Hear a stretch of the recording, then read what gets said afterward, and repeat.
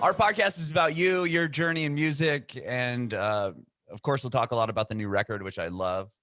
I really love that last song. I mean, how beautiful is that piano? Oh, thank you. Yeah. Yeah, I love it. So awesome. Well, why don't you tell me about where you were born and raised?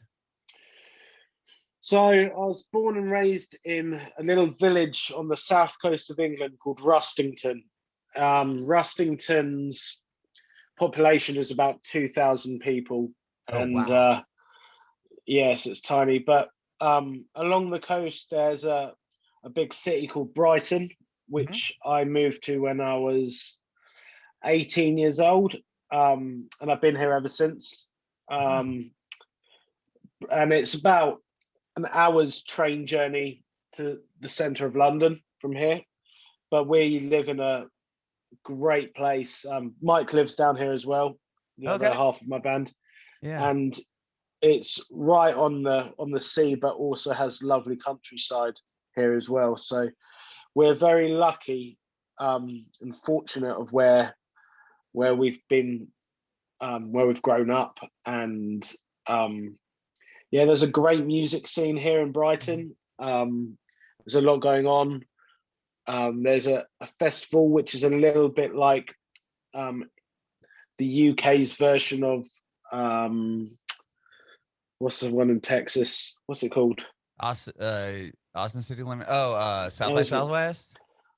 that's the one, South by Okay. Southwest, which is called The Great Escape, which all the bands from all over the world come to and come and showcase in all the restaurants and bars in the UK in Brighton. Hmm. And so yeah, Brighton's a cool place to grow up in, um, and yeah, very fortunate to be here. That's amazing. And how did you get into music? Um, through I got into drumming through playing at church. Oh, okay. My family were and still are quite religious, and Hmm. so my dad was a church pastor, and my family all used to play in the band. Little bit of an English Kings of Leon vibe, I guess you could Oh, that's say. awesome. But but I kind of felt I had some really good friends growing up in church, but Mhm. I've kind of felt like the best thing about it was the music for me, Mhm. and I kind of cut my teeth playing in front of people at church because the church had about 500 people involved every week, and I'd be playing in front of them. Um, so I think that really secured me in, I don't get nervous before playing shows or anything because Uh-huh. I've done it since I was 10 years old and Sure. kind of got used to it. And I get more of a buzz and an exciting feeling for playing my own music. Mhm. So yeah, that's where I kind of first learned to play the drums. And music wise, I guess I had to work it out for myself. My parents weren't very musical, and they just had really bad Christian music around, and so You it, had to find you stuff know, yourself. yeah, I had to find everything myself. I mean, they didn't really even show me like bands like the Beatles or anything like No. that, really, which is mad. But yeah, I found out all that stuff for myself, and it was kind of going through high school is where I got into rock music Mhm. and hearing bands like Nirvana and the Foo Fighters and people like that, and then yeah, just kind of worked my way down from that, as in kind of went back to like Led Zeppelin and Thin Lizzy and Mhm. all those kind of 70s rock bands, and then even back further with the Beatles and the Stones, and yeah, and then it's just been, there's so much music available nowadays that you can Sure. hear that you can listen to wherever you want. So Mhm. um yeah, I'm still on my musical journey. I love it. Well, you talked about being like a Kings of Leon band. I was just curious because since your brother lives in Franklin, is he a songwriter, musician as well? He used to be in a Christian rock band called Delirious, Oh, wow. and yeah, tour quite a lot. All my brothers were in that band, so yeah, that was the kind of first live shows. I guess they would tour with like Bon Jovi and Brian Wow, Adams and stuff. Yeah, so that's incredible. yeah, but he used to play the bass. He still does play the bass, but I don't think he really plays in churches or anything like that anymore. I think Uh-huh. he just makes strange music for himself. That's cool. Did you ever play in a band with him? I mean, aside from the No, church stuff? Oh, okay. no, I know he played. He actually was playing with the Jackson brothers in the show Nashville. Oh, really? Yeah, he was in there Wow. in that live band. That's awesome. That's really cool. Yeah. Well, well, when you moved, you said you moved when you were 18 to Brighton. Did you move there to pursue music? I kind of moved there because my girlfriend lived there, and Oh, it okay. was like the place where the most was happening. So I had a job in a bar, Hmm. and I was playing bits of music down there. It's where all the clubs and bars were. So yeah, I kind of moved there for that reason. Okay. Well, I did read that you met Mike. Well, you guys were in a band prior to Royal Blood, right? Together. Yeah. And then were you in a band prior to Flavor Country, or was that the first band you were really a part of? I mean, I I grew up all my teens being in about 5 different bands. I was a band whore. I was the drummer. Of I, course, you had the pick of the litter as a drummer, right? exactly. And it's all I wanted to do. So I got quite good at it. And I think people liked me being in their bands. And in Flavor Country, though, they already had a drummer. But Oh. I really loved their band. So I told them I could play guitar, which was a lie. And but I bought a guitar and I managed to work my way into that band, and we had a great time. Oh, okay. But that was the first time me and Mike played music together. That Mike was Oh. playing a guitar at Uh-huh. that time. That was sounding like a bass, and yeah, ever since then we had a real musical connection, I guess. Hmm. And yeah, we've played in so many bands together. We did a lot of like wedding bands and function work, and yeah, we were doing a session for an up and coming artist, and actually that's when Mike started playing the bass, because Oh. I got this gig for this artist, and they were like, do you know any bass players? And I knew Mike didn't have any work at the time, and we were getting paid about £50 per show or something, which is, come to think of it, nothing nowadays. But we were It was young, and something at the we time, and you're getting paid. That's exactly. cool. And so Mike didn't have a job, and I was like, fancy coming and playing bass? And he was like, well, I don't play bass. And I was like, you'll get the hang of it. It's easy. And so Mike started playing, and I remember in one of the rehearsals that the manager from the up and coming artist came over to Mike and said, you know, Ben's all right on the drums, but you're a world-class bass player. And Mike had been playing bass for probably a couple of months. I've been playing drums my whole life. Yeah. And I was like, you've got Ouch. to be yeah, you got to be kidding me. Mike is a world-class bass player and I'm all right. I was like, we got sacked from that job though. Oh, really? Yeah. Yeah. And then how I know, well, he moved to Australia, right? To kind of start Royal Blood and some aspect of Royal Blood. Yeah, kind of. Mike was always making music and experimenting, and it was a 3-piece band with me, him, and another guy, a guitarist. Mm-hmm. And then it wasn't earning me any money. I'm a little bit older than Mike as well, so the Okay. pressure was on for me to like earn my living. Sure. And so Get a real I job, so to started speak. exactly. But I still wanted to do music, so I was doing wedding bands all the time, Oh, and okay. but also working in a pub during the week, and drum teaching at a school, and just doing all I could really, Mm-hmm. but trying to keep myself in music as much as I could. And so Mike, then we had this other mate who was from Australia, who came and he started drumming with Mike, and and then the other guy from the band also had a job, so he kind of left. So it was just Mike and this other guy, and then he was Australian. We had to move back for visa reasons, and Mike thought, why not? Go back and go to Australia for a couple of months, and he was out there for 9 months, I think. Wow. And was writing songs, but he had always been writing ever since kind of I left doing that anyway. But kind of he always called it Royal Blood, what he was doing, and was just kind of figuring it out. And it came to a point where he was a bit fed up of being in Australia. And we had been talking the whole time, and he was like, let's start the band up again together. And yeah, from then onwards it got pretty wild. Yeah, I'll say. Wow. Yeah. Okay, so once you guys reformed the band, or were playing together, when did you start seeing like the band start really picking up? Was it fairly quickly?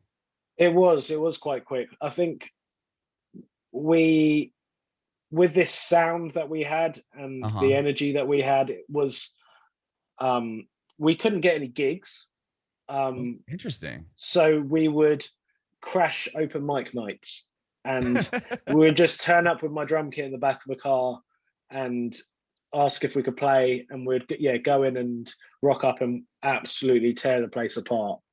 So you play like an acoustic open mic nights? Yeah. And we were playing restaurants while people were trying to eat.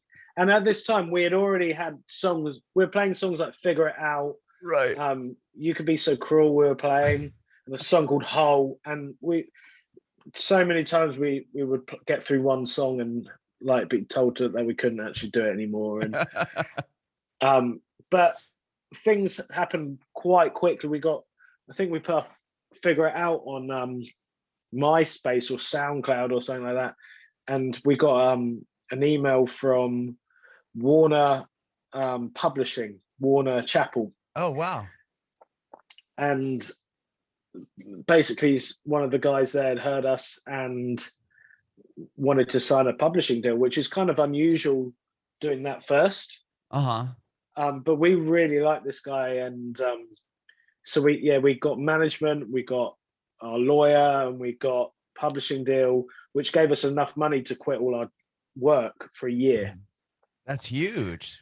It's massive for us. And then when we came to signing our record deal, the guy that published us was so invested in the band that we wanted him to also work with our A&R. And so they allowed that in our contract for him to come and be our A&R guy as well. Oh, that's huge. Now he is the head of Warner UK. Oh wow. Yeah. He's awesome. It's so great. So he's still involved with us and has been with us from the start. Same with everyone, our management and everything. We've all been a unit together. That's so cool. So it's incredible. And just things really picked up. We our management are incredible and have dealt with things that we could have never have thought of, and kind of guided us through and mentored us through everything. And we've been very lucky in that sense to find a great team around us. And it's just been so much fun. The rise, Sure. It happened so quickly, and we had people like Jimmy Page come to our first New York show, and oh my gosh, and Lars turns up, and all these people championing us. And after that, we've hit the top with the rock and roll royalty already. Right. And so to have those guys on our side was amazing, and totally validated what you're doing, obviously. Absolutely. And then kind of it was a little bit more pressure free, because we're like, well, if these guys like it, then we'll probably be liked by quite a lot of the rock audience, I guess. Sure, yeah. And so we just kept on doing what we did. We didn't really mean to write the album. It was still demos, and we put it together, and it went to number one, and we we didn't know what we were doing. We had, you know, a #1 record, and it was us two guys from Rustington and Worthing, you know. Uh-huh. That's Just huge. bizarre. I Yeah, remember. and then Go ahead. yeah, go on. I was just gonna say, when I heard the record the first time, I was in San Diego working for a radio station. We were playing "Figure It Out." I was on the station called 91X, and I didn't even realize that it was just the two of you guys until like I really started to research. I was like, "Whoa, this is just a bass and Yeah, a drummer." And then I saw you the first time I saw you was at Coachella. You guys played the year with AC/DC. And the whole live show just blew my mind. I just could not believe how amazing that you was guys a were. hot day. Oh yeah, you guys came by we had a little flop house, and I was playing a game with you know that game with the cornhole with the wood, and you try to throw the hole. Beanbags, yeah. Yeah, you and I were playing that. Brilliant. Yeah, but yeah, That's man. great. I mean, when I first, like I said, like just blew my mind how amazing and how tight of a band you were. I was just like, how are you guys doing this? Thank you. Yeah. So I mean, obviously there's massive success with that first record. Was it hard? Like when you guys went into write, How Did We Get So Dark? Was that a hard, like, was it kind of like, pressure as far as like, how do we follow that up? Yeah, big pressure. Only put on ourselves though. I think we just realized that we've been on this roller coaster on a ride on the first record, and then it came to writing the second one. We're like, shit, people are going to hear this. Where, you know, and people are expecting something, and we also want to progress as a band, but we also don't want to overstep our mark and lose our audience. And we want to change things enough for it to be refreshing. And it was a different, I mean, I think we came out with some really great songs on that record. Yeah. But it wasn't, the creative process wasn't as fun. It wasn't, because all of a sudden you have all these people wanting to work with you. You have your choice of studios. You can go here, go there, and Mike and I are kind of just used to doing it together. And so when Mike's been not made, but advised to go and see how this person works or whatever, and I'm not present, it's a good thing to try, but Royal Blood is always sounding its best is when Mike and I are in a room together and we have that connection. And although those writing sessions were great and they are important, it's just our connection which brings everything together. And when you I was gonna say, well, with this new record, from what I've read, that's kind of what you guys went back to, right? It was just the two of you kind of got back to the root of the band, essentially. Absolutely, we kind of went back to even like Flavor Country days. Interesting. Like sound wise, like it's funny, when we played this record to our mates, they're like, this is the most Mike and Ben thing that's ever sounded like this, which is crazy because my mates were like, when this came out and people were comparing me to drummers like Dave Grohl and John Bonham, they were like, you're way more, I think it's because they know I play in like funk bands and wedding bands and a lot of pop music and stuff like that although we were a rock band at that moment, and it wasn't me, it was a part of my drumming, but they just saw this different side of me, I guess. Where this one, they're like, it just sounds like you're drumming again. Wow. Like, which is interesting. And I think it's because there's more elements to this record. There's more going on. There's a lot more. I have to give it a lot more space and listen to the songs a little bit more. And it's a bit more dancey as well and groove based. Do you feel like, were these songs, I'm just curious where you guys were when this like whole global pandemic hit, and like, were you able to have a little bit more time to write the record, or like more time to just be together? And do you think that had Yeah. some sort of effect on it?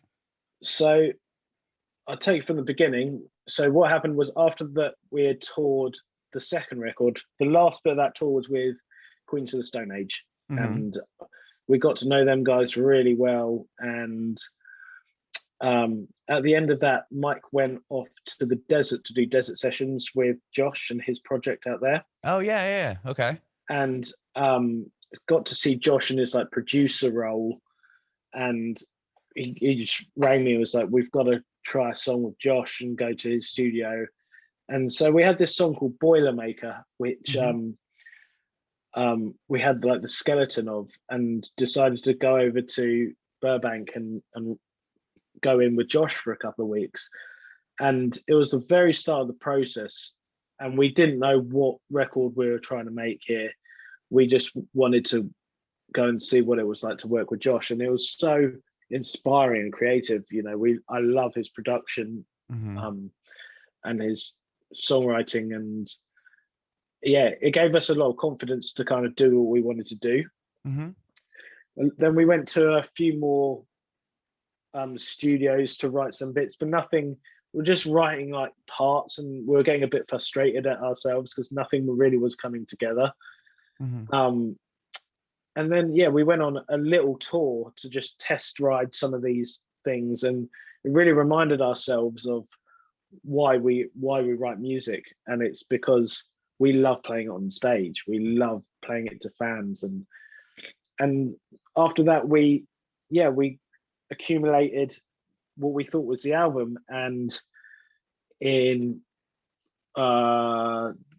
March 2020 went into the studio and started recording the album. We were halfway through and we had to pack up. Oh and my gosh. but we worked quite quickly, so we had most of this record recorded. There was some vocals that needed doing and stuff, but we were really happy with it, and had to go into a lockdown. And we have a little studio here in Brighton. Okay. Mike just out of boredom would just keep on going to write music, just because there's nothing else to do. And I have a little studio in my house here, which I would do the same, and we'd send each other things. And all of a sudden these songs started to appear, and there was the song Typhoons, the song Limbo, the song Oblivion, and the song Mad Visions all just came out, and we're like, right, we've got these 4 absolute bangers. How are they going to fit on this record? And so we had to move a load of songs off of it. And when it was okay to go back into the studio, we essentially took our demos into the studio, and I just drummed over the top of them with my kit, and the demos became the song, which is very similar to the first record. Oh wow. Yeah. That's incredible. So it was almost like going back full circle, because now you guys are stuck inside. You're sending stuff back to each other. There's really like probably not as much pressure, I would think, because nobody knows we thought we had an album already done, so this was just our extra time of writing. So wow. Amazing. That is so amazing. And the record is so incredible, man. I can't even tell you how much I love it. Oh, thank you. And with with putting the record out, was it one of those things like, okay, now we have all these awesome songs and we're still in a global pandemic. Like, do we release it? Do we hold it? Do we, kind of wait and see if live shows are going to open up here? Yeah, it was kind of, delaying it because of these new songs was just a natural thing, because we thought we were going to bring out the record in August if we were recording it in March, like finishing recording in March. But because we got this extra time, we weren't finished recording it until October, like September, October. So then it was like, well, when are we going to put this out? Because no one really knows what's going on. But we really thought this music for us was an antidote of what was going on. And it was important to put it out as, as quickly as we could, really. Only because one, by doing that, we're putting out the newest stuff for the fans, but also for our own heads. If I can't catch another ball, if I've got a ball in my hand, and I've got to let that go and release that to the world before I can start another, like catching another one. And I think now we have this studio in Brighton. You know, we don't know when we can really play shows. I mean, we've got some booked in. I was gonna say, you guys just announced some dates, which Yeah. probably is super. Yeah. But the date's not until next March. You know. True. Yeah. And we have like 3 festivals in the UK, and we'll probably do some more. But we just got to see how it goes. But now we have this studio. We have a place like an HQ and a great recording space where we can go and make some more music, and it's right here in Brighton. So it's, yeah, we're really looking forward to that, as well as obviously playing music out to, you know, around the country and around the world. That's incredible that you have that space now to just kind of go to whenever, and now that you, like you said, you've released the ball, and now it's just, okay, let's go back and get as much more stuff, was, you know, be creative again. Absolutely. And it's a big relief and a weight off you when you've released something like that, because it's out there now, and it's like we've kept it for so long to ourselves and had our own opinions on it and have crafted it ourselves, that when it's finally released out there, it's like it's yours now. Sure. It's your time to enjoy it, and we still love it. I mean, we're listening to it all the time, but it's just nice hearing all the feedback, and it's been surprisingly nice getting the feedback, because I wasn't sure how it was going to go down with rock fans. Especially fans from my first 2 records, because it is a little bit more on the dancier side, and we produced it ourselves to work like that a little bit more. And and we understand it's not for everyone. Music is never for, you know, enjoyed by everyone. It's impossible. And we're not writing to please our fans. We're writing to express ourselves at this time, and if people are enjoying that and alongside us, then fantastic. But you can never write to please people.